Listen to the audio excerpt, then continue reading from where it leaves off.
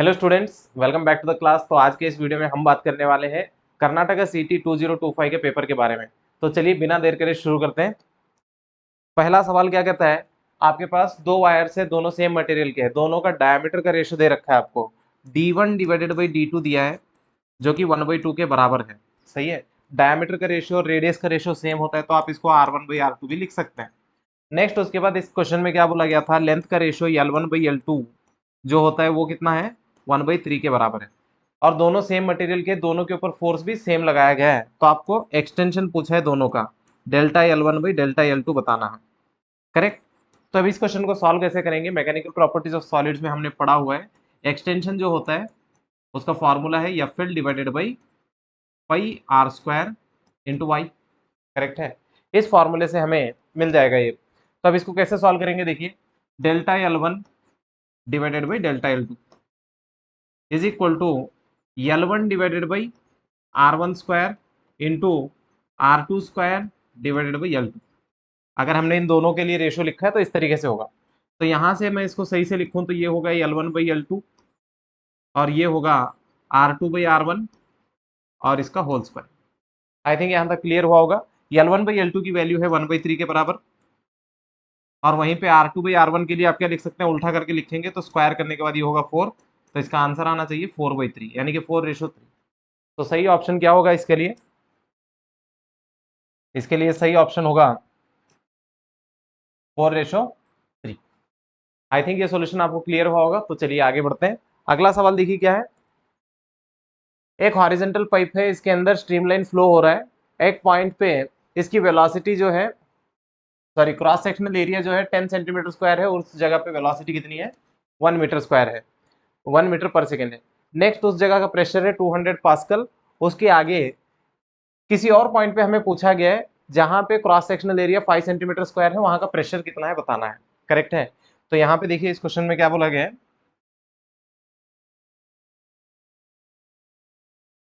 ऐसा एक non uniform cross sectional pipe है आपके पास। करेक्ट है। तो एक पॉइंट पे एरिया इसका 10 मीटर स्क्वायर है, 10 सेंटीमीटर स्क्वायर। इस जगह पे जो वेलोसिटी है वो 1 मीटर पर सेकेंड है। नेक्स्ट यहाँ का जो प्रेशर है वो कितना है, 2000 पास्कल।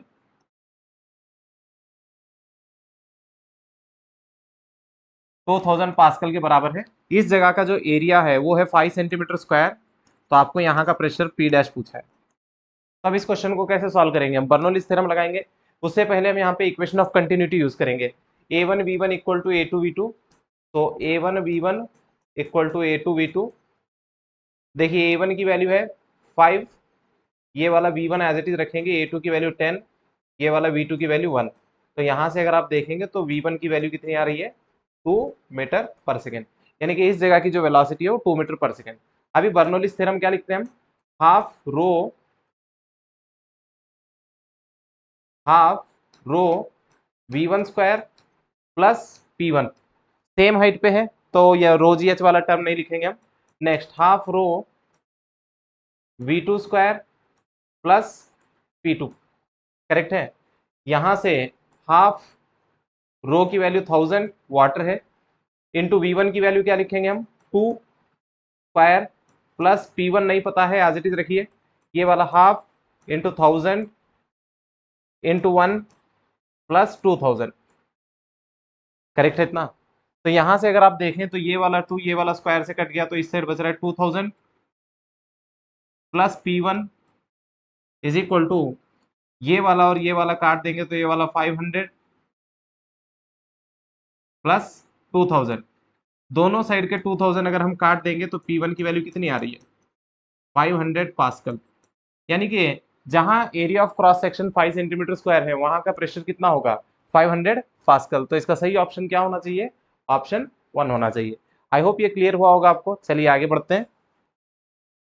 अगला सवाल देखिए क्या कह रहा है, 3 मेटल रॉड्स है, सेम मटेरियल के है और आइडेंटिकल है, यानी कि उनका लेंथ एरिया सब कुछ सेम है।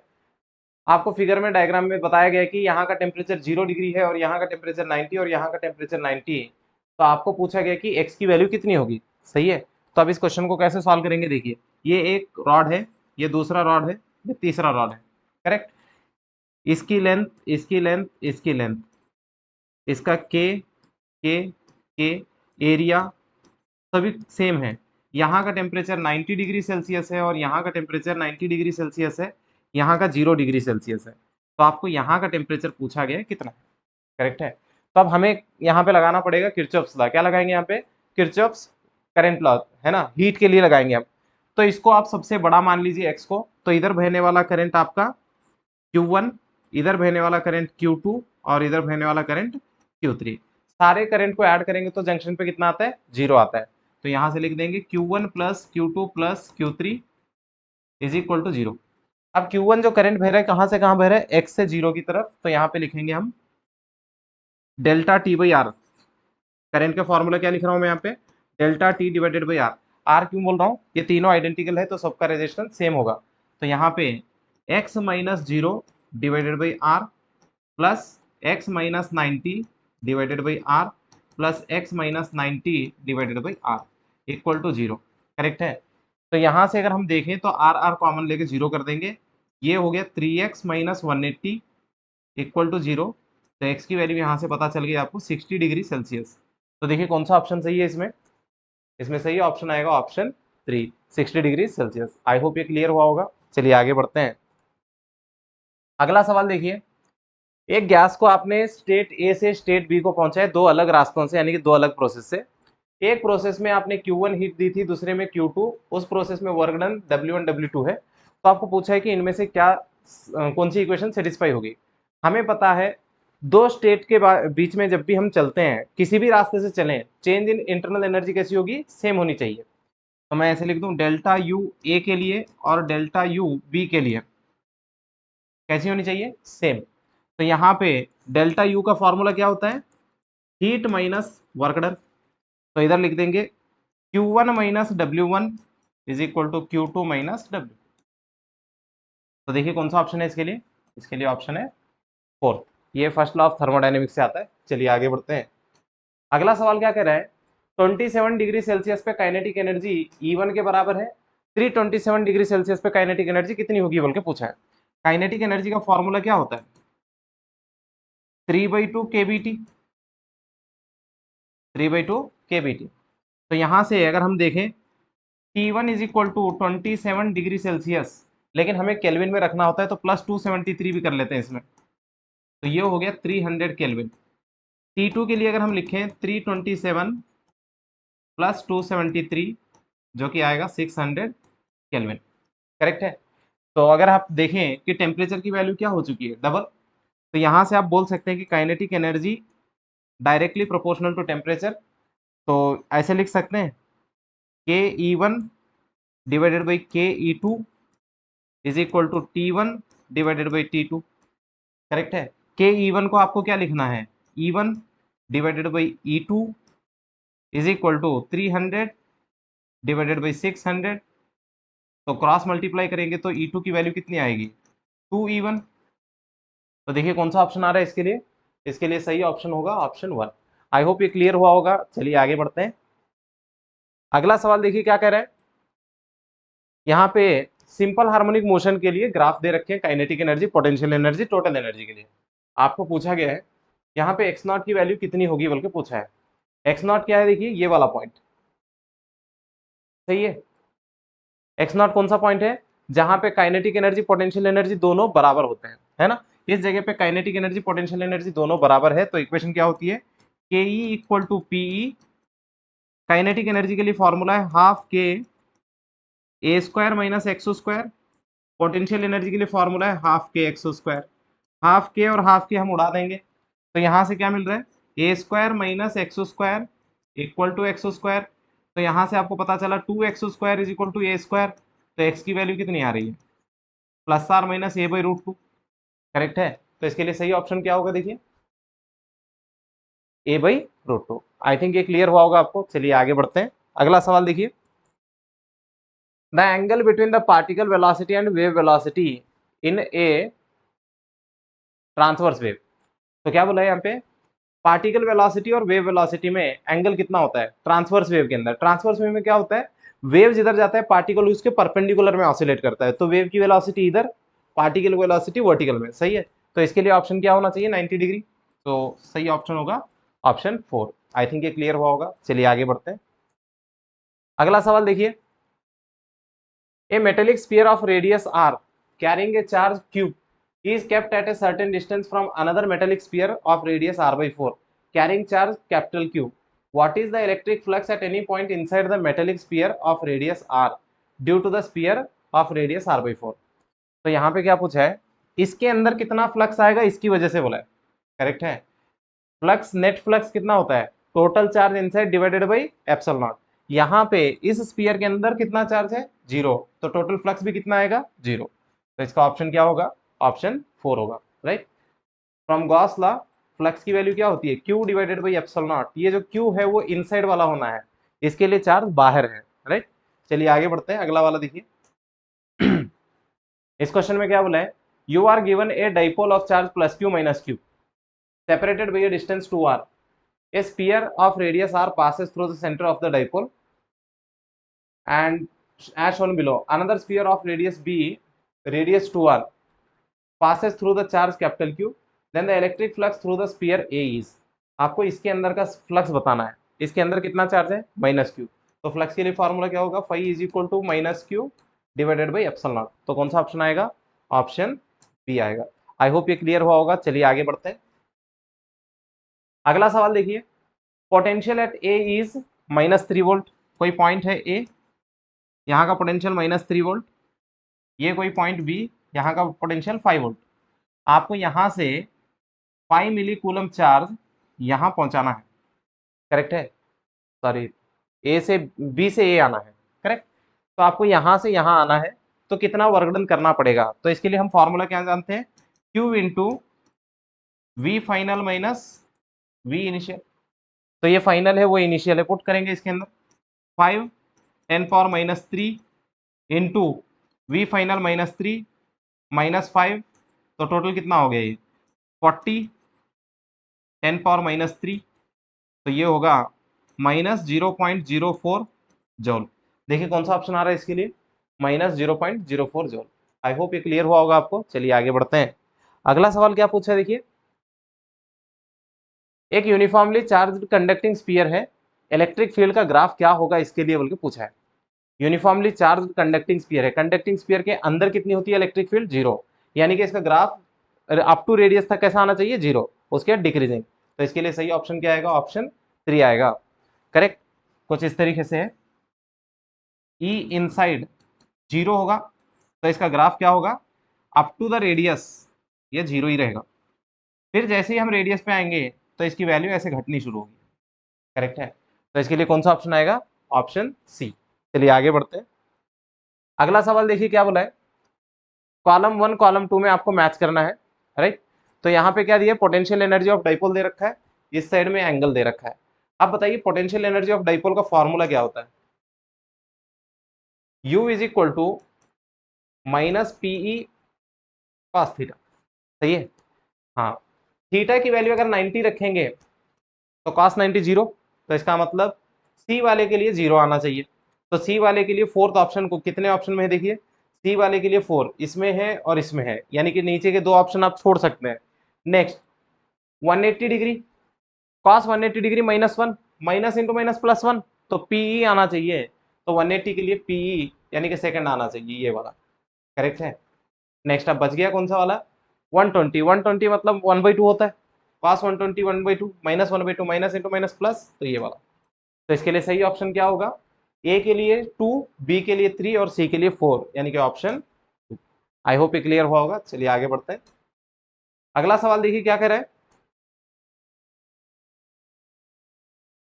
Which of the following statement is not true. सही है, इनमें से कौन सा वाला स्टेटमेंट गलत है हमें ढूंढना है।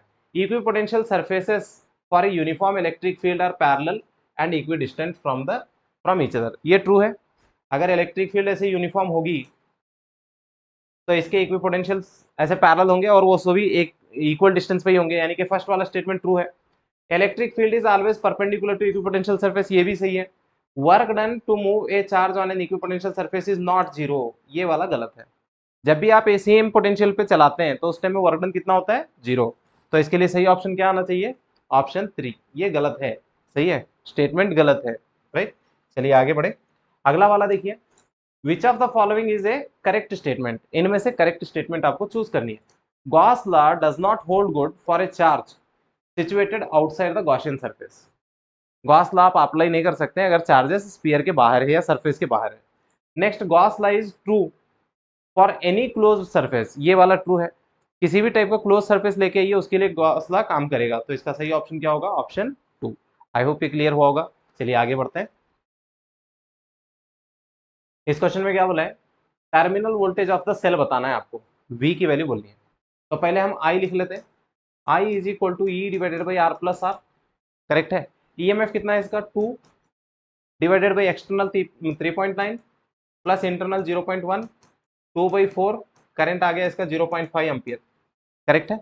नेक्स्ट हमें चाहिए वोल्टेज, तो वोल्टेज का फॉर्मूला होता है E minus I R, 2 minus 0.5 into 0.1, 2 minus 0.05, तो इट इज 1.95 वोल्ट।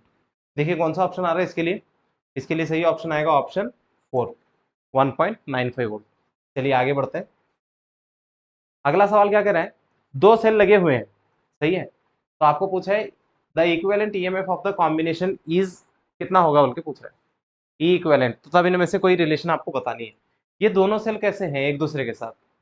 पैरेलल, तो इनका ई इक्विवेलेंट कैसे लिखेंगे हम? E equivalent is equal to E1 R2 E2 R1 divided by R1 plus R2, सही है। नेक्स्ट E2 बड़ा है E1 से, करेक्ट है। E2 बड़ा है E1 से और R2 बड़ा है R1 से, तो इसका जो भी आंसर आना है क्या होना चाहिए? E1 से बड़ा आएगा, E2 से छोटा आएगा। ई इक्विवेलेंट एक एवरेज वैल्यू है, तो इसकी वैल्यू क्या होगी? E1 से बड़ी आएगी और E2 से छोटी आएगी, करेक्ट है। तो चलिए इसका सही ऑप्शन क्या होना चाहिए? ऑप्शन 2।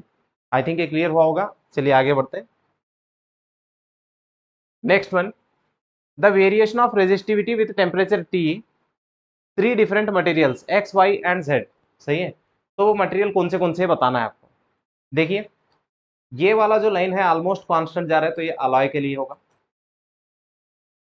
ये वाला कंडक्टर के लिए होगा, और ये वाला ऐसे डिक्रीज हो रहा है, टेम्परेचर बढ़ाने से रेजिस्टिविटी घट रही है, तो ये पक्का सेमीकंडक्टर होगा। अभी हम इसके अंदर चेक करेंगे। तो एक्स हमारा कंडक्टर है यानी कि कॉपर, सही है, कॉपर वाले दो ऑप्शन है। वाई हमारा अलॉय है, अलॉय के लिए निक्रोम आना चाहिए, तो वाई निक्रोम, और जेड हमारा सेमीकंडक्टर है, तो इसका सही ऑप्शन क्या होगा? ऑप्शन 2 होगा, राइट। चलिए आगे बढ़ते हैं। अगला सवाल देखिए, given A current carrying wire of non uniform cross section which of the following is constant through out the length of the wire. तो यहाँ पे क्या बोला है? नॉन यूनिफॉर्म क्रॉस सेक्शन का वायर है हमारे पास इस तरीके से, इस वायर में हर जगह क्या कांस्टेंट रहेगा बोल के पूछ रहे हैं। तो सीधी सी बात है, करंट हर जगह सेम रहेगा। एक चीज, करंट तो देख लीजिए कौन सा सेम रहने वाला है? Current. Next, electric field same नहीं हो सकता है, क्यों? J is equal to sigma E होता है। तो जैसे जैसे आप आगे बढ़ रहे हैं तो एरिया बढ़ता जा रहा है, तो J की वैल्यू चेंज हो रही है, J चेंज होगा तो क्या चेंज होगा? E चेंज होता चला जाएगा, तो इसका मतलब ये भाई गलत है। ड्रिफ्ट वेलोसिटी भी गलत है, सही है। तो सिर्फ आंसर क्या होगा इसका? Only current. चलिए आगे बढ़ते हैं। अगला सवाल देखिए, the graph between the variation of resistance of a metal wire as a function of diameter, diameter के साथ कैसे वेरी करेगा रेजिस्टेंस पूछा है। R is equal to formula होता है rho L divided by A. Area को हम ऐसे लिख सकते हैं ना, proportional to 1/a, which is proportional to 1/πr², सही है। यानी कि रेजिस्टेंस रेडियस के ऊपर इनवर्सली डिपेंड करेगा, तो जैसे जैसे रेडियस या डायमीटर बढ़ाते जाएंगे तो वहां पे रेजिस्टेंस क्या होना चाहिए? डिक्रीज। तो कौन सा ग्राफ आएगा इसके लिए? इसके लिए सही होगा ऑप्शन 1। आई होप ये क्लियर हुआ होगा। चलिए आगे बढ़ते हैं। अगला सवाल देखिए, two thin long parallel wires separated by a distance of r from each other in vacuum carry current of 1 ampere in opposite direction, they will. दो पैरेलल वायर्स है, दोनों के अंदर से आई करंट बह रहा है, अपोजिट डायरेक्शन में बह रहा है।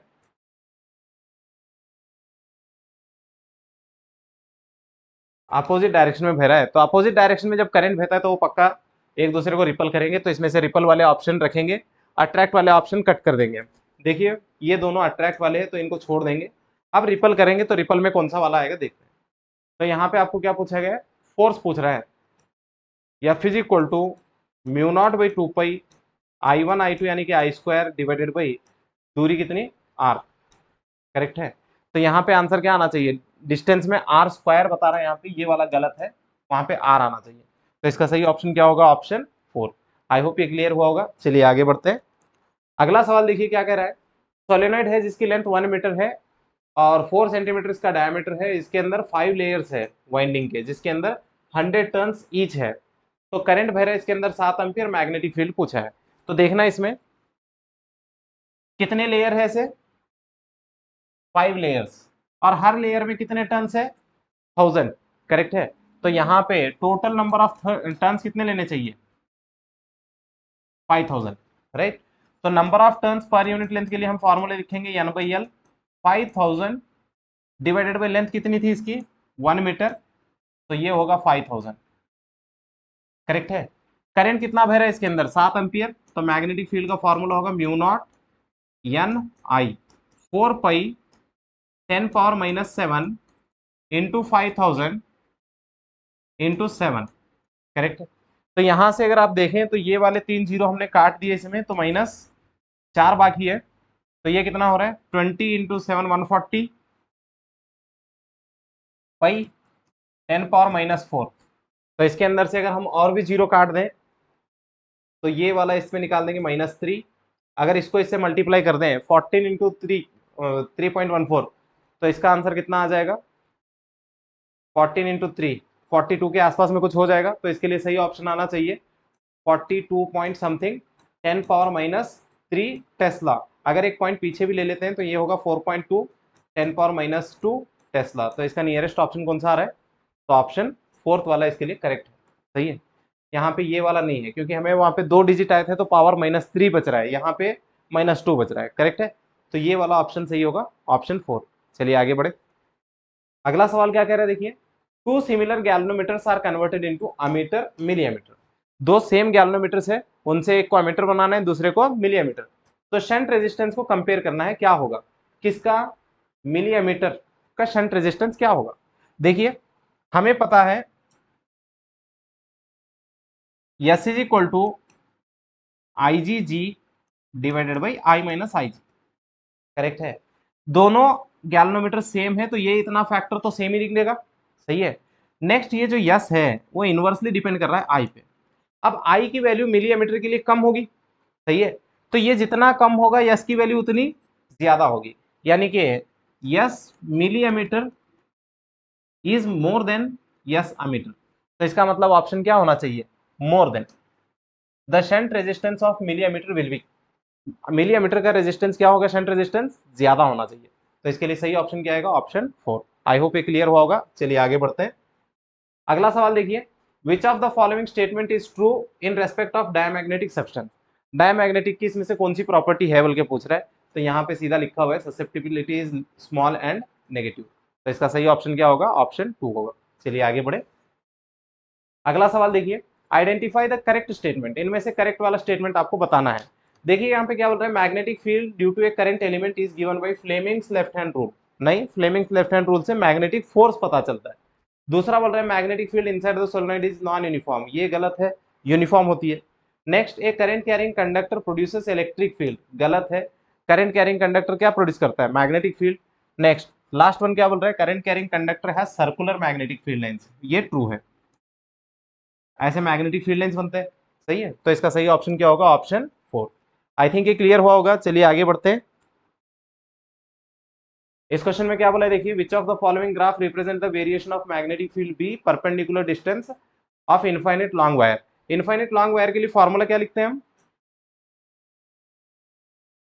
B is equal to mu naught I divided by 2 pi R. तो यहां से देखेंगे तो B प्रोपोर्शनल है 1/r के, यानी कि इनवर्स प्रोपोर्शन, तो ग्राफ डिक्रीजिंग आना चाहिए। तो इसके लिए सही ऑप्शन क्या होगा, ऑप्शन 4। चलिए आगे बढ़ते हैं। अगला सवाल देखिए, we consider an electron and a photon, सही है, have same de Broglie wavelength. They will have same. Electron और प्रोटॉन का डी ब्रॉगली वेवलेंथ सेम आ रहा है तो उनका क्या सेम रहा होगा? देखिए lambda is equal to H by P. अगर दोनों का वेवलेंथ सेम है तो दोनों का मोमेंटम भी सेम ही होना चाहिए, तो इसका सही ऑप्शन क्या आएगा? ऑप्शन 2। आई थिंक ये क्लियर हुआ होगा। चलिए आगे बढ़ते हैं। इस क्वेश्चन में देखिए, the anode voltage of photocell is kept constant, यानी कि वोल्टेज को फिक्स रखा है। Frequency of the light falling on the cathode is gradually increase, frequency को धीरे धीरे बढ़ाते जा रहे हैं। तो आपको पूछा है कि variation of photo current with the frequency क्या होगा? सही है, जब तक फ्रीक्वेंसी की वैल्यू थ्रेशोल्ड के बराबर नहीं आती है तब तक कोई करंट नहीं आता है, तो इसका मतलब up to threshold no current. Threshold के बाद करंट कैसा रहेगा? कांस्टेंट। क्यों? करंट का फ्रीक्वेंसी से कोई लेना देना नहीं है, तो इसके लिए सही ऑप्शन क्या होगा? ऑप्शन 3 होना चाहिए। जब तक हम थ्रेशोल्ड को नहीं रीच करेंगे तब तक कोई इलेक्ट्रॉन बाहर नहीं आता है, जिसकी वजह से करंट कितना होगा? 0। जैसे ही थ्रेशोल्ड के आगे चले जाते हैं तो इलेक्ट्रॉन बाहर आना शुरू होते हैं। कितने इलेक्ट्रॉन आ रहे हैं ये किस बात पर डिपेंड करता है? इंटेंसिटी, फ्रीक्वेंसी से कोई लेना देना नहीं है। क्लियर है? चलिए आगे बढ़ते हैं। अगला सवाल देखिए क्या कह रहा है, इस मैग्नेट को हमने ऐसे पुश किया, डिफ्लेक्शन एक्स की तरफ हुआ। अगर हम इसको इधर खींचेंगे तो डिफ्लेक्शन किधर होगा? उस साइड। सही है, जब मैग्नेट को नजदीक लाते हैं तो एक साइड में डिफ्लेक्शन होता है, जब उसको दूर करते हैं तो उसके अपोजिट साइड में होता है, तो इसका सही ऑप्शन क्या होगा? Deflects towards x dash. चलिए आगे बढ़े। अगला सवाल क्या बोल रहा है, एक स्क्वायर लूप है जिसका साइड 2 मीटर है, ये वाई जेड प्लेन में है, मैग्नेटिक फील्ड इतनी है, magnitude of magnetic flux through the square loop. देखिए यहाँ पे स्क्वायर लूप है जिसका साइड कितना है? 2 मीटर, तो इसका एरिया क्या होगा? Area is equal to 4 metre square. Correct है। हाँ, ये कौन से प्लेन में है? Y Z. वाई एक्सिस और जेड एक्सिस के परपेंडिकुलर में क्या आता है? एक्स आता है, तो ये वाला आई कैप। करेक्ट है। अब आपके पास एरिया वेक्टर है, मैग्नेटिक फील्ड वेक्टर है, आपको फ्लक्स चाहिए, तो फॉर्मूला क्या लिखेंगे आप? Phi is equal to B vector dot A vector. सही है, तो यहां से इन दोनों को मल्टीप्लाई करेंगे हम, ये हो गया 5i plus 3j minus 4k into 4i। तो आई से ही मल्टीप्लाई होगा, तो इसका आंसर बचेगा 20 वेबर। तो बताइए कौन सा ऑप्शन आएगा इसके लिए? ये वाला 20 वेबर। राइट। तो चलिए आगे बढ़ते हैं। अगला सवाल देखिए क्या है, in domestic electric main supply, जो घर पे सप्लाई आती है वो किस में है? एसी वोल्टेज भी है, एसी करंट भी है, तो इसका सही ऑप्शन क्या होना चाहिए? AC voltage and AC current. चलिए आगे बढ़ते हैं। अगला वाला क्या कर रहा है, एक साइनोसॉइडल वोल्टेज है जो कि जनरेटर से प्रोड्यूस हुआ है, उसकी वैल्यू दे रखी है 311 साइन 314t, आरएमएस वैल्यू और फ्रीक्वेंसी चाहिए। करेक्ट है। आरएमएस वैल्यू के लिए फॉर्मूला क्या लिखते हैं हम? V R M S is equal to V naught by root two. बताइए ये कितना है? 311 डिवाइडेड बाई रूट टू, तो इसका आंसर लगभग कितना आएगा? 220 वोल्ट। करेक्ट है। ओमेगा की वैल्यू दे रखा है आपको क्वेश्चन में 314, टी के बाजू में जो भी है ये ओमेगा है, तो इसके बदले में आप क्या लिख सकते हैं इसको? 2 पाई एफ, पाई और इसको काट देंगे तो ये 100, 2 और 100 कटा तो एफ की वैल्यू कितनी आ रही है? 50 हर्ट्ज। तो इसके लिए सही ऑप्शन क्या होना चाहिए? 220 वोल्ट 50 हर्ट्ज, तो ऑप्शन 1। चलिए आगे बढ़ते हैं। अगला सवाल देखिए, एलसीआर सर्किट है, एसी सर्किट में जिसका voltage V RMS voltage 100 volt है, इंडक्टर कैपेसिटर इनके reactances XL एक्ससी, resistance of 6 ohm are connected in series, then the potential difference across the combination of the inductor and capacitor only is। देखिए यहाँ पे क्या बोला है, इंडक्टर, कैपेसिटर, रेजिस्टर, यहाँ पे ये एक्सएल जिसकी वैल्यू कितनी है? 24 ओम, और ये वाला एक्सी इसकी वैल्यू कितनी है? 16 ओम, ये आर जिसकी वैल्यू है 6 ओम। आपने इसको सोर्स के साथ जोड़ रखा है जो कि 100 वोल्ट का है। करेक्ट। तो आपको क्या पूछा है? इन दोनों का नेट पोटेंशियल डिफरेंस कितना है बताना है आपको। करेक्ट है। तो इसके लिए हम क्या करेंगे, पहले आई ढूंढ लेते हैं, उससे पहले जेड ढूंढेंगे। Z is equal to under root XL minus XC whole square plus R square. देखिए एक्सएल कितना है? 24 माइनस 16 यानी कि 8, 8 का स्क्वायर 64, प्लस 36, तो इसका आंसर आ रहा है 10 ohm. This is Z, correct है। नेक्स्ट यहां से अगर आई लिखेंगे तो फॉर्मूला होगा V divided by Z, 100/10 which is equal to 10 ampere, correct है। करंट कितना आ रहा है? 10 एम्पियर। अब यहाँ का जो वोल्टेज बनेगा वो VL 10 इंटू 24 यानी कि 240 वोल्ट, और ये वाला VC 10 इंटू 16 जो कि 160 वोल्ट। इन दोनों के बीच में फेज डिफरेंस 180 डिग्री का होता है, तो ये दोनों को माइनस करना होता है। तो बताइए इन दोनों का डिफरेंस कितना है? 80 वोल्ट। तो इसका सही ऑप्शन क्या आना चाहिए? 80 वोल्ट। आई होप ये क्लियर हुआ होगा आपको। चलिए आगे बढ़ते हैं। अगला सवाल क्या पूछा है, इनमें से मैच द फॉलोइंग करना है आपको। देखिए यहाँ पे सबसे आसान तरीका क्या है, विजिबल लाइट हमें पता है 400 नैनोमीटर से 700 नैनोमीटर, तो पहले इसको ही सेट कर लेते हैं। तो ये हो गए ए के लिए, यानी कि वो ऑप्शन सही है जिनके अंदर सेकंड के लिए ए आता हो। देखिए ये वाला गलत है, इसमें सेकंड के लिए सी आ रहा है। ये वाला हो सकता है, ये वाला गलत है, ये वाला भी गलत है। तो इसका मतलब सही ऑप्शन क्या होगा? ऑप्शन 3। आई थिंक ये क्लियर हुआ होगा आपको। चलिए आगे बढ़ते हैं। नेक्स्ट अगला सवाल देखिए, A ray of light passes from vacuum into medium of refractive index n. If the angle of incidence is twice the angle of refraction, the angle of incidence in terms of refractive index, क्या बोला है? I की value 2r के बराबर है, I equal to 2r, correct है। यहाँ पे हम लिख देंगे 1 sin I is equal to n sin r, Snell's law. Vacuum से आ रहा है ना, तो इसलिए यहाँ पे 1 लिया। नेक्स्ट साइन I के बदले में 2r लिख देंगे हम, which is equal to n sin r। Sine 2r का फॉर्मूला क्या लिखेंगे? 2 sin r cos r which is equal to n sin r। ये और ये काट दिए तो क्या बच रहा है? 2 cos r। इसको उस साइड भेजेंगे तो ये होगा cos r is equal to n/2। तो यहां से r की वैल्यू कितनी आ रही है? cos inverse n/2। तो I की वैल्यू 2r के बराबर है, तो यहां से आएगा 2 cos इनवर्स n/2। देखिए कौन सा ऑप्शन है इसके लिए? इसके लिए सही ऑप्शन आएगा ऑप्शन 4। चलिए आगे बढ़ते हैं। इस क्वेश्चन में देखिए क्या कहा गया है, एक लेंस था आपके पास जिसका पावर P था, आपने उसको पहले प्रिंसिपल एक्सिस से कट कर दिया है, तो ये नीचे वाले लेंस को हमने L1 बोल दिया, ऊपर वाले लेंस के फिर 2 पार्ट कर दिए हमने, तो इसको एक L2 और एक को L3 कर दिया। सही है। जब आप ऐसे कट करते हैं पावर सेम रहता है, जब आप ऐसे कट करते हैं तो पावर आधा हो जाता है। तो यहाँ पे देखिए आपको क्या करना है, इनमें से सही वाला चूज करना है।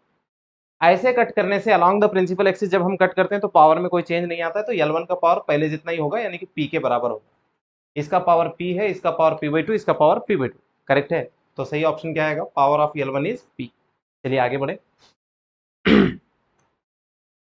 The image form by A objective lens of A compound microscope. Compound microscope में 2 लेंस होते हैं, एक होता है ऑब्जेक्टिव, दूसरा होता है आईपीस। ऑब्जेक्टिव कैसा होता है? इसके सामने जब आप ऑब्जेक्ट रखते हैं तो वो उसकी इमेज ऐसे यहाँ पे बनाता है, फिर यहाँ पे एक आप आईपीस लगाते हैं जिसकी इमेज ऐसे पीछे बनती है, ये वर्चुअल होती है। लेकिन ये जो ऑब्जेक्टिव से बनी हुई इमेज है ये रियल होती है और बड़ी भी होती है। तो इसका आंसर क्या आना चाहिए? Real inverted enlarge. तो सही ऑप्शन क्या होगा? Real enlarge. तो सही option is option 4। I think ये क्लियर हुआ होगा। चलिए आगे बढ़ते हैं।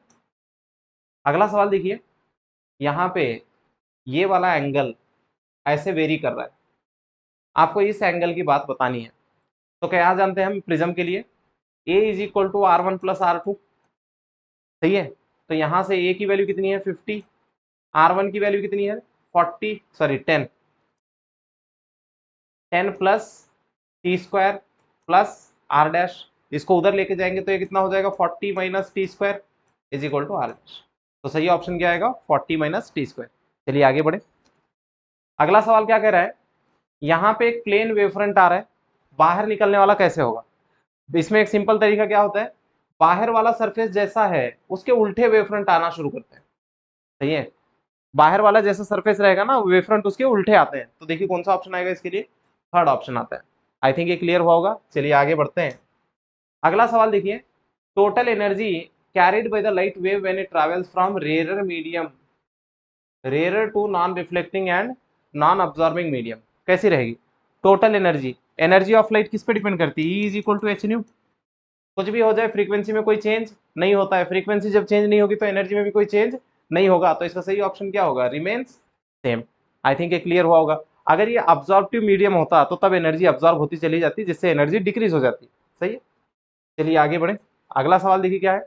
Radius of first Bohr orbit is R then the radius of the second Bohr orbit.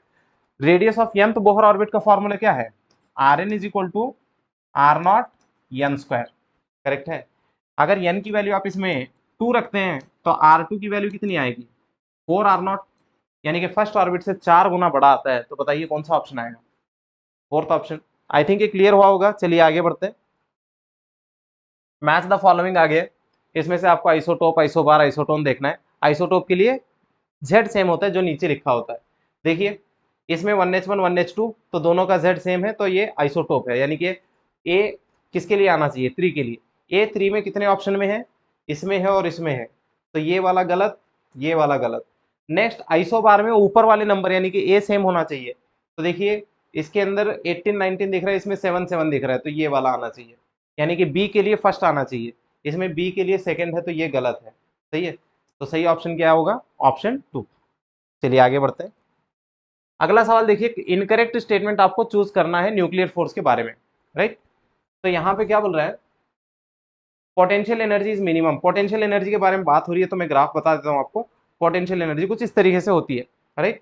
तो यहाँ पे मिनिमा जो आ रहा है ये ऑलमोस्ट 0.8 फर्मी के पास ही आता है। इससे पहले अगर हम देखें, करेक्ट है, तो यहाँ पे रिपल्सिव होता है, रिपल्सिव।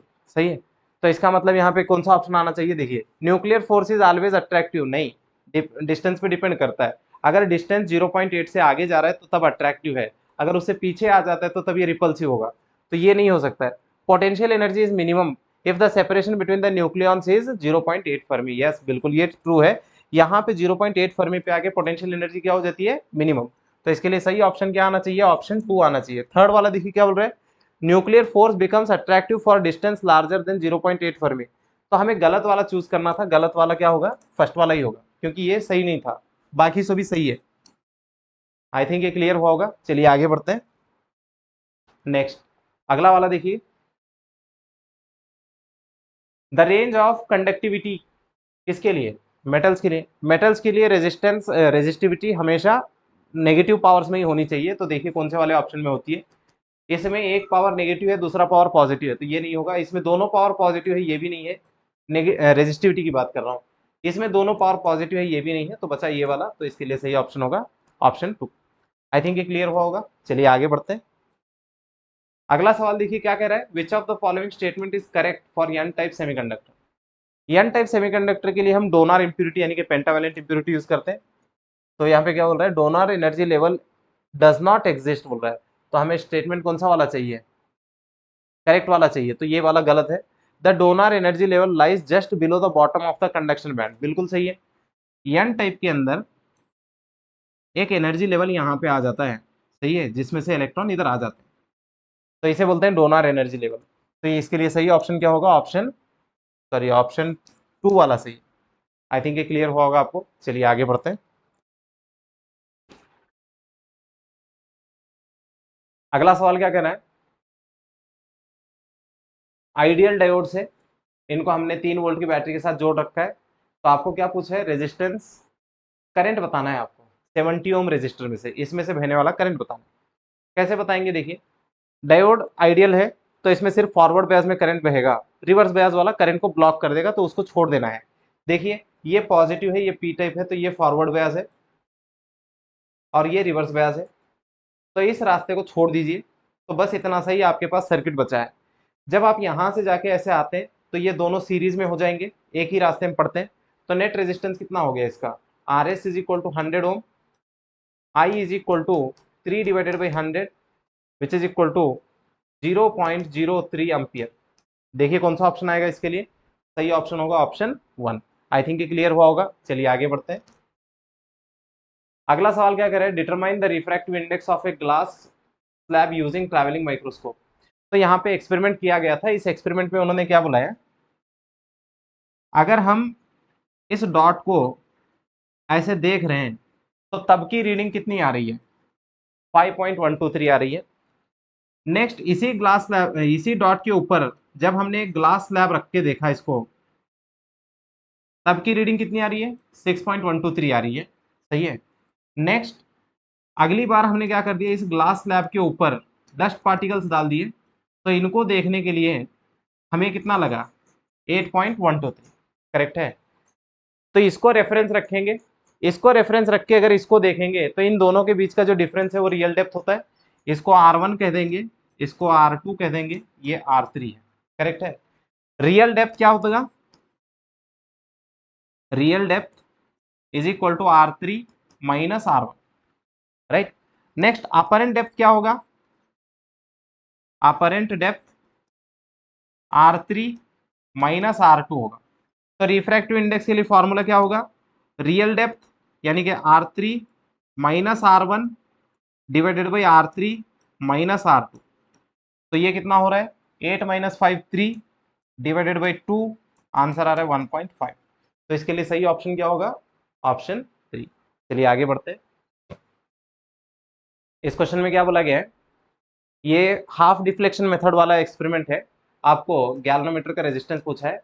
इसके लिए फॉर्मूला होता है R S divided by R minus S. R की वैल्यू कितनी है देखिए, 5200 इंटू एस की वैल्यू कितनी है?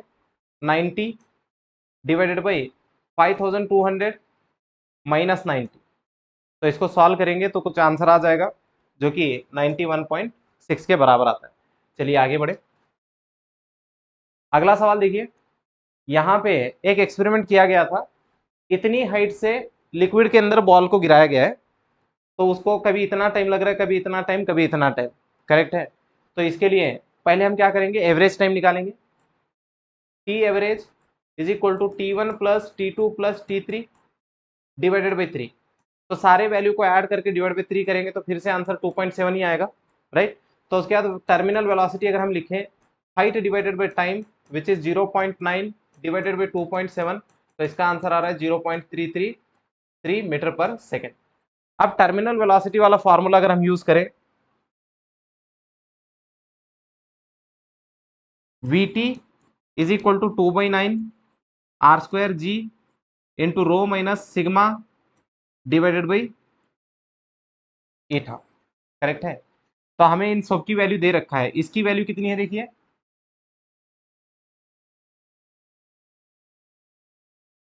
डिफरेंस बिटवीन द, ये वाला दे रखा है देखिए, ये वाला।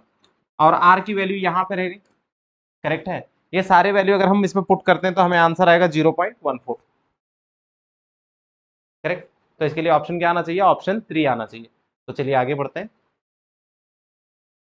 अगला सवाल क्या है? Which of the following expression can be deduced on the basis of dimensional analysis.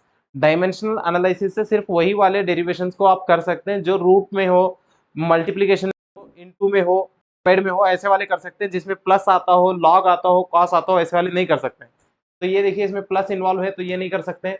इसमें ई पावर है यानी कि लॉग है इसके अंदर, तो ये नहीं आ सकता है। ये ट्रिग्नोमेट्रिक फंक्शन है, इसको भी नहीं यूज कर सकते हैं। तो बस ये सिंपल फॉर्मूला हम डिराइव कर सकते हैं। चलिए आगे बढ़े। अगला सवाल क्या बोल रहा है? दो स्टोन्स है, दोनों को हमने रेस्ट से छोड़ा है। एक स्टोन को पहले छोड़ा है, फिर बाद में दूसरे को छोड़ा है डेल्टा टी टाइम के बाद। टी नॉट टाइम पे जब हम देखते हैं तो ये दोनों के बीच में जो हाइट है वो एच के बराबर है। तो हमें इस टी नॉट की वैल्यू लानी है। कैसे करेंगे देखना इधर। यहां से दोनों को छोड़ा गया, पहला स्टोन यहां तक आ चुका है, तो इसके लिए S1 डिस्टेंस, कितना टाइम चला था ये? T not. दूसरा वाला स्टोन यहां कहीं तो है, ये S2। इसको हमने कितनी देर बाद छोड़ा था? Delta T. तो इसको टाइम कितना मिला? इसको टाइम मिलता है T naught minus delta T. इन दोनों के बीच में जो गैप है वो कितना है? एच। करेक्ट है। तो यहां से S1 की वैल्यू क्या लिखे? Half G T naught square. और S2 की वैल्यू क्या लिखे हम? Half G T naught minus delta T whole square. इन दोनों का डिफरेंस जब निकालेंगे तो एच के बराबर आना चाहिए। तो H is equal to S1 minus S2 which is equal to half G T naught square minus half G, अगर इसका ब्रैकेट ओपन कर दूं तो ये होगा T naught square plus delta T square minus 2 T0 delta T. Correct है। A minus B whole square. Next यहां से अगर देखें तो ये वाला टर्म इसके साथ कट गया, करेक्ट। तो अभी अगर हम इसको देखें तो एच इज इक्वल टू क्या बच रहा है, half g delta T square minus 2g, sorry minus 2t naught delta T, correct है इतना। तो अगर आप ये 2g इसको इस साइड लेके आएंगे तो ये होगा 2h डिवाइडेड बाई जी, और डेल्टा टी भी कॉमन लेके डिवाइड कर देंगे। नेक्स्ट इधर क्या बच रहा है, अभी एक डेल्टा टी बाकी है माइनस टी नॉट बाकी, करेक्ट है। तो उस टी नॉट को इधर लेके आएंगे, इसको उधर लेके जाएंगे, या फिर इधर से ही एडजस्ट कर लेंगे, तो यहाँ से क्या मिलने वाला है हमें,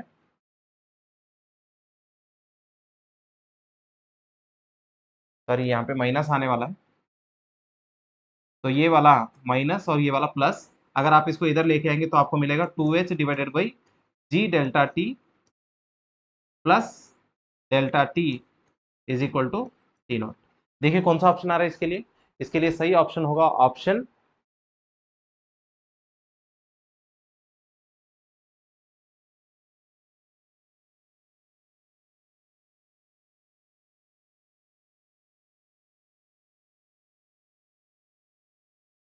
H by g delta T,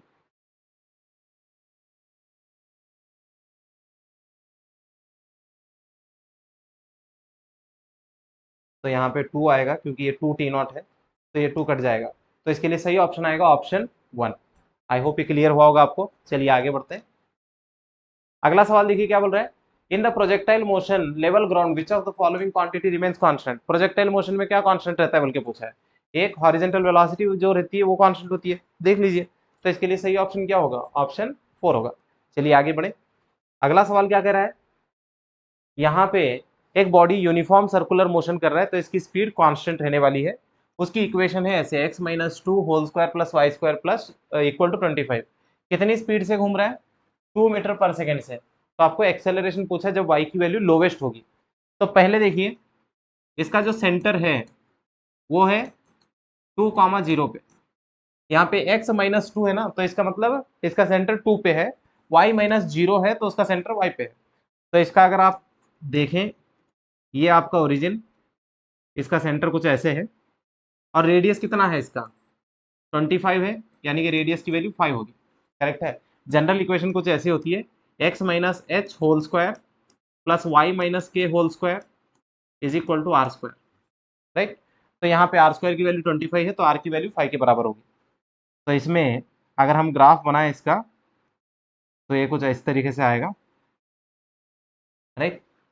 तो जब ये लोवेस्ट पॉइंट पे होगा यानी कि यहाँ पे, तो y की वैल्यू कितनी होगी तब, -5, क्योंकि रेडियस 5 का है, x की वैल्यू 2 के बराबर होगी, सही है। तो आपको पूछा है कि उस टाइम पे इसका एक्सेलरेशन कितना होगा, तो उस टाइम पे इसका एक्सेलरेशन अपवर्ड डायरेक्शन में होगा। तो एक्सेलरेशन के लिए फॉर्मूला क्या होता है, V square divided by R. तो यहाँ से v की वैल्यू कितनी थी, 2 का स्क्वायर 4 डिवाइडेड बाई 5, 0.8 मीटर पर सेकेंड स्क्वायर जे कैप, वाई एक्सिस में ऊपर की तरफ, करेक्ट है। तो अगर हाईएस्ट पॉइंट पे पूछा होता तो नीचे की तरफ माइनस जे कैप, तो इसके लिए सही ऑप्शन क्या आएगा, ऑप्शन 1 आएगा। आई थिंक ये क्लियर हुआ होगा। चलिए आगे बढ़े। इस क्वेश्चन में क्या बोला गया है, ये पूरा सिस्टम इक्विलिब्रियम में रहना है। पूरा सिस्टम कैसे रहना है, इक्विलिब्रियम में। तो यहाँ का कोएफिशिएंट ऑफ फ्रिक्शन कितना होना चाहिए बोल के पूछा है। तो देखिए इधर जो फोर्स लगेगा वो होगा mu into N, friction, correct है। नेक्स्ट ये टेंशन था, टेंशन को हमने इधर तोड़ दिया, तो इधर टी कॉस थीटा और इधर T sine theta. T sine theta ऊपर जाना चाहता है, ये वाला एम जी इसको नीचे ले जाना चाहता है। तो यहाँ से पता चल रहा है कि टी साइन थीटा की वैल्यू किसके बराबर है, एम जी के बराबर है। वहीं पे टी कॉस थीटा की वैल्यू किसके बराबर है, म्यू एन के बराबर है। तो उसको हम ऐसे लिख सकते हैं म्यू एम जी, करेक्ट है। तो इन दोनों को अगर आप डिवाइड करेंगे तो ये होगा tan theta which is equal to 1 by mu, सही है। तो यहाँ से म्यू की वैल्यू कितनी आ रही है, कॉट थीटा। बताइए कौन सा ऑप्शन आएगा इसके लिए, इसके लिए सही ऑप्शन होगा ऑप्शन 3। आई थिंक ये क्लियर हुआ होगा। चलिए आगे बढ़ते हैं। अगला सवाल देखिए क्या बोला गया है, यहाँ पे एक इक्वेशन दी गई है, करेक्ट। तो यहाँ पे दो फोर्सेस लग रहे हैं आपको, सॉरी स्टैटिक फ्रिक्शन की वैल्यू 0.4 है, mu S is equal to 0.4 और म्यू के इज इक्वल टू 0.25, और हमने यहाँ पे फोर्स लगा रखा है 20 न्यूटन का, करेक्ट। फोर्स लगा हुआ है 20 न्यूटन का। ये वेलोसिटी टाइम ग्राफ दे रखा है हमको, और यहाँ पे बॉडी का मास कितना है ये हमें बताना है। कैसे बताएंगे? पहले देखिए, बॉडी चल रहा है कि रुका हुआ है? इसकी वेलोसिटी कंटिन्यूअसली बढ़ती जा रही है, इसका मतलब ये चल रहा है, सही है। तो इस ग्राफ से अगर हम स्लोप फाइंड करेंगे तो हमें मिलेगा एक्सेलरेशन। तो एक्सेलरेशन की वैल्यू क्या होगी? हाइट देखिए इसका 20 है और बेस देखिए 3 है, तो इसका एक्सेलरेशन होगा 20/3 मीटर पर सेकेंड स्क्वायर। करेक्ट है। अब अगर आप देखें, ये आपका बॉडी है, इसका मास यम है, आपने इसको आगे की तरफ 20 न्यूटन लगाए, तो पीछे की तरफ लग रहा होगा म्यू के यम जी। क्यों म्यू के? क्योंकि ये चल रहा है तो इसमें काइनेटिक फ्रिक्शन आएगा। नेक्स्ट, इसका एक्सेलरेशन आगे की तरफ ए के बराबर है, तो 20 बड़ा है, म्यू के एम जी छोटा है, तो यहां से इक्वेशन क्या लिखेंगे? 20 minus mu K M g is equal to M A. Correct है। इसके अंदर अगर हम वैल्यू पुट करते चले तो हमें क्या मिलेगा? 20 minus 0.25 M into 10। Correct. Next, which is equal to M into 20 divided by 3। सही है। तो यहां से इसको उस साइड लेके चलिए तो क्या हो जाएगा? ये 20 इक्वल टू, ये होगा 2.5, यानी कि 5/2 एम प्लस 20/3 एम। तो इसको अगर आप सॉल्व करेंगे तो आपको कितना आंसर आएगा? ऑलमोस्ट, सॉरी यहाँ पे एक एम आना चाहिए। तो अगर इसको आप क्रॉस मल्टीप्लाई करेंगे तो ये 15 प्लस 40 55, नीचे 6, तो इधर से इसको सॉल्व करेंगे तो ये होगा 20 into 6 divided by 55 which is equal to M. Correct है। तो ऊपर का आंसर 120, नीचे का आंसर 55, तो इसको जो अगर सॉल्व करेंगे तो इसका आंसर मोर देन 2 आना चाहिए, तो कौन सा ऑप्शन आएगा? 2.2 kg आएगा। आई थिंक ये क्लियर हुआ होगा आपको। चलिए आगे बढ़ते हैं। इस क्वेश्चन में आपसे क्या बोला गया? एक बॉडी है जिसका मास 0.25 kg है, ये स्ट्रेट लाइन में चलता है 0 से 2 तक, इसकी स्पीड है v equal to X power 3/2। Correct है। वर्क डन पूछा है आपको, तो यहाँ पे वर्क डन के लिए फॉर्मूला होगा k final minus k initial, half Yama we square minus half M U square. अगर आप x की वैल्यू 0 पुट करेंगे तो वेलोसिटी 0, तो ये आंसर 0 हो गया, छोड़ दीजिए इसको। 1/2, मास कितना है इसमें? 0.25, यानी कि 1/4। v की वैल्यू कितना होगा? के स्क्वायर एक्स क्यूब। इसके लिए x की वैल्यू कितनी है? 2 है। ये हो गया 1/8, के स्क्वायर की वैल्यू 4, क्योंकि k की वैल्यू दे रखा है आपको 2 बोल के। करेक्ट है। इंटू 2 क्यूब 8, 8 और 8 काट दिया, आंसर कितना आ रहा है? 4 जूल। देखिए कौन सा ऑप्शन आएगा इसके लिए? सही ऑप्शन आएगा ऑप्शन 2। चलिए आगे बढ़ते हैं। अगला सवाल देखिए, इसका क्या बोला है? During elastic collision two bodies which of the following statement is correct. तो इसमें से करेक्ट वाला स्टेटमेंट बताना है। Initial kinetic energy equal to total kinetic energy, ये ट्रू है। करेक्ट है। Next, linear momentum is conserved always. Next, kinetic energy during delta T time is not conserved, ये भी ट्रू है। यानी कि सारे स्टेटमेंट ट्रू होंगे, तो कौन सा ऑप्शन आएगा? ऑप्शन 1 आएगा। चलिए आगे बढ़ते हैं। इस क्वेश्चन में हमसे कहा गया है हमारे पास 3 पार्टिकल्स है, 1 kg 2 kg 3 kg, इनको इक्विलैटरल ट्राइंगल में रखना है हमें। सही है। नेक्स्ट, जो इसका ए वाला कोऑर्डिनेट है, ए वाला जो वर्टेक्स है उसको ओरिजिन पे सेट करना है, बाकी इसका सेंटर ऑफ मास हमें ढूंढना है। तो कैसे ढूंढेंगे? देखिए यहाँ पे ये ओरिजिन है 0,0, यहाँ 1 kg रखा है हमने, यहाँ 2 kg रखा है, यहाँ 3 kg रखा है। तो अगर आप देखें तो ये वैल्यू होगी 1/2 के बराबर। करेक्ट है। यानी कि इसका एक कोऑर्डिनेट 1/2 के बराबर है, दूसरा कोऑर्डिनेट इसका √3/2 के बराबर होगा। कैसे? ये वैल्यू 1 है तो 1 cos 60, 1 sin 60, ये 60 डिग्री है, तो इस 1 को रिजॉल्व करिए। नेक्स्ट, इसके कोऑर्डिनेट क्या होंगे? x में इसकी वैल्यू 1 होगी, y में 0 होगी। करेक्ट है। तो अगर हम यहाँ से XCOM लिखते हैं तो हमें क्या मिलेगा? m1x1 plus m2x2 plus m3x3 divided by m1 plus m2 plus m3। सारे वैल्यू अगर हम पुट करेंगे तो क्या मिलेगा? देखिए 0 plus 2, sorry 3 into 1/2 plus 3 into 1 divided by 6, तो इसका आंसर आ रहा है 7/12। 7/12, यानी कि x कोऑर्डिनेट आना चाहिए 7/12। कितने ऑप्शन है ऐसे? 2 ऑप्शन है, ये और ये वाला। सही है। तो चलिए y सेंटर ऑफ मास भी देख लेते हैं। YCOM is equal to m1 की वैल्यू 0, m2 के लिए 3√3/2 प्लस 0 डिवाइडेड बाई 6, तो इसका आंसर होगा 3√3 डिवाइडेड बाई 12। तो बताइए कौन सा ऑप्शन आ रहा है? ऑप्शन सी आएगा। आई थिंक ये क्लियर हुआ होगा। चलिए आगे बढ़ते हैं। अगला सवाल देखिए, यहाँ पे दो व्हील है, फ्लाई व्हील, इसका रेडियस r1 है और मोमेंट ऑफ इनर्शिया दे रखा है आपको 20 और 4, दूसरे वाले का 20 है और रेडियस r2 है।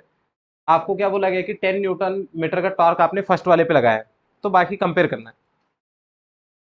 Tau equal to i1, tau one equal to i1 alpha 1 बोल के लिख सकते हैं। टाउ वन की वैल्यू 10, i1 की वैल्यू 4, अल्फा 1, तो यहाँ से अल्फा 1 की वैल्यू आपको मिल रही है 5/2। करेक्ट है। अल्फा 1 कितना आना चाहिए? 5/2। तो angular acceleration of smaller wheel is 5/2, यानी कि फर्स्ट के लिए थर्ड आना चाहिए। कितने ऑप्शन है जिसमें फर्स्ट के लिए थर्ड आता हो? वो दोनों तो नहीं होंगे क्योंकि उनमें फर्स्ट के लिए सेकंड आ रहा है, तो ये गलत। तो ये दोनों हो सकते हैं, फर्स्ट के लिए थर्ड आ रहा है। नेक्स्ट दूसरा वाला क्या पूछा है? Torque acting on the large wheel या फिर एंगुलर एक्सेलरेशन ढूंढ लेते हैं। इसके लिए हमें इतना पता है, अगर स्लिपिंग नहीं होनी है तो यहाँ का एक्सेलरेशन और यहाँ का एक्सेलरेशन कैसा होना चाहिए? सेम होना चाहिए। तो यहाँ का एक्सेलरेशन क्या होता है? अल्फा 1 r1, यहाँ क्या होता है? Alpha 2 r2। ये दोनों की वैल्यू इक्वल आनी चाहिए नो स्लिपिंग के लिए। तो हम लिखेंगे alpha 1 r1 equal to alpha 2 r2। तो अल्फा 1 की वैल्यू हमें पता चल गई थी 5/2 है। r1 की वैल्यू कितनी है? 20 centimetre, which is equal to alpha 2 पता नहीं है। r2 की वैल्यू कितनी है? 30 सेंटीमीटर। तो ये 0 इससे निकाल देंगे, ये 2 इससे निकाल देंगे, तो ये वाला 5 divided by 3 which is equal to alpha 2। Alpha 2 की वैल्यू आनी चाहिए 5/3, यानी कि इसके लिए ये ऑप्शन आना चाहिए। तो देखिए, फर्स्ट के लिए थर्ड आना चाहिए, थर्ड के लिए फर्स्ट आना चाहिए, तो कौन सा ऑप्शन आएगा इसके लिए? सेकंड ऑप्शन आएगा। चलिए आगे बढ़ते हैं।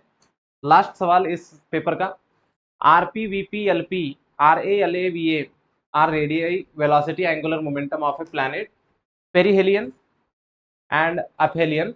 पेरिहेलियन वो पॉइंट होता है जो sorry perihelion aphelion of elliptical orbit, right. तो ये वाला ऐसा कुछ है, राइट। तो ये वाले पॉइंट को क्या बोलेंगे हम? पेरिगी, सॉरी ये अफेलियन है। दूर वाला पॉइंट क्या होता है? अफेलियन। और पास वाला पॉइंट क्या होता है? पेरिहेलियन। करेक्ट है। तो ये डिस्टेंस कम होता है और ये डिस्टेंस ज्यादा होता है, राइट। तो कितने ऑप्शन है जिस ऐसे वाले? दो है, R P less than R A. Next, यहाँ का एंगुलर मोमेंटम और यहाँ का एंगुलर मोमेंटम सेम होता है। क्यों? केपलर सेकंड लॉ क्या कहता है? एंगुलर मोमेंटम कांस्टेंट रहेगा क्योंकि एरियल वेलोसिटी कांस्टेंट है। तो इसके लिए सही ऑप्शन क्या आएगा? ऑप्शन 4 आएगा। आई थिंक ये वाला पेपर आपको समझ में आया होगा। अगर इसमें कुछ भी डाउट है तो आप वीडियो के नीचे कमेंट कर सकते हैं। तो मिलते हैं अगली क्लास में फिर किसी और टॉपिक के साथ। तब तक के लिए पढ़ते रहिए। Thank you.